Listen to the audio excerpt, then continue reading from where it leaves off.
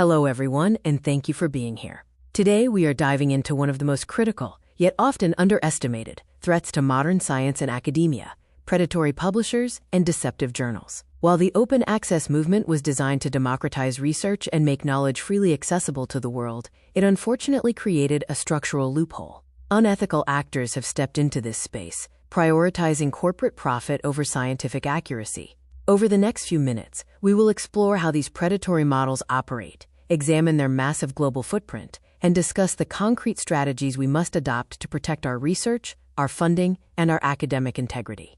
To effectively defend against this threat, we first have to understand where it comes from. Let's look at the mechanics of exploitation and how these organizations manage to bypass the traditional safeguards of academic peer review. The term predatory publishing was first coined by academic librarian Jeffrey Beall, who recognized an alarming trend of journals operating in bad faith. Historically, academic publishing relied on a, quote, reader pays subscription model. But when the industry transitioned toward open access, it shifted the financial burden to the authors via article processing charges, or APCs. Predatory journals immediately exploited this, quote, author pays setup. Because their revenue is directly tied to the volume of papers they publish rather than the quality, they have a powerful incentive to accept as many papers as possible, completely abandoning the editorial standards that keep science reliable. So how do these journals actually operate on a day-to-day basis? We can categorize their main warning signs into three diagnostic pillars. First, they offer virtually absent peer review. If a journal promises to review, edit, and publish your scientific paper within 48 to 72 hours, it is physically impossible for a thorough, peer-reviewed evaluation to have occurred. Second, they rely on aggressive, highly flattering spam emails. They will target researchers, often praising unrelated past work, to solicit submissions. And finally, they fabricate metrics. Because they are not indexed in prestigious databases, they make up sounding names like Global Impact Factor to trick authors into believing they are submitting to a highly cited, legitimate venue. If you think this is a minor niche problem, the data says otherwise.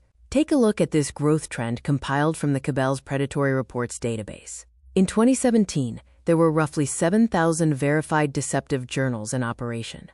Today, that number has nearly tripled, soaring past 20,000. This is no longer a localized issue. It is a booming, multi-million-dollar shadow industry. The sheer speed of this growth shows just how aggressively these publishers are targeting the global research community. This brings the threat incredibly close to home. Surveys show that approximately 42% of active researchers worldwide have personally encountered predatory solicitations or publishing issues. And the fallout is severe.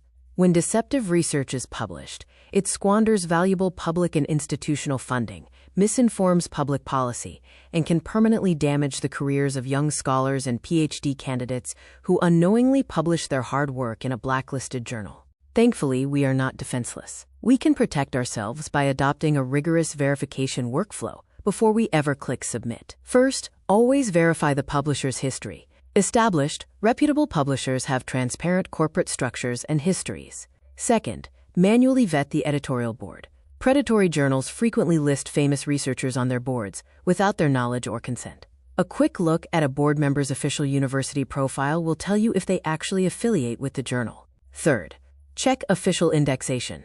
Do not trust logos on the journal's website. Search for the journal directly inside independent databases like Scopus or the Directory of Open Access Journals. Finally, leverage community-driven tools. The Think, Check, Submit initiative is an excellent step-by-step framework to guide you through this process. The academic community isn't the only group taking notice. Regulatory bodies are stepping in as well. In a landmark 2019 case, the United States Federal Trade Commission secured a massive $50.1 million court judgment against the Omics Group, a notorious predatory publishing network, for deceptive practices and hidden fees. This legal precedent proves that these organizations are operating criminal enterprises.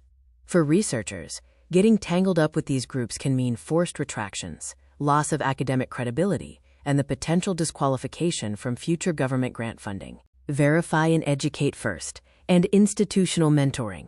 Voiceover. To build a lasting shield against these practices, we must establish both personal and institutional guardrails. As individual researchers, we must make verify and educate policies our standard routine.